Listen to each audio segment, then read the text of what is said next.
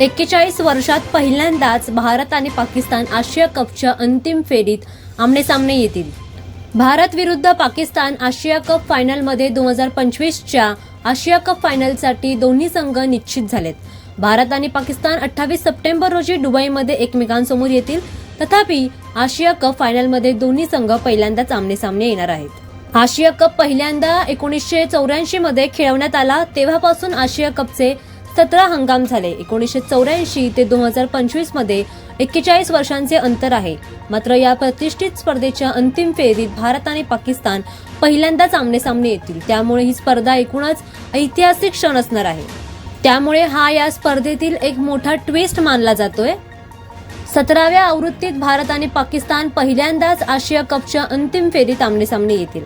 भारताने या स्पर्धेचा अंतिम सामना 8 वेळा जिंकलाय, तर पाकिस्तानने हा चषक फक्त 2दा जिंकलेला आहे. त्यामुळे सर्वात मोठा ट्विस्ट आहे की दोन्ही देश कधीही अंतिम फेरीत एकमेकांसमोर आलेले नाहीत.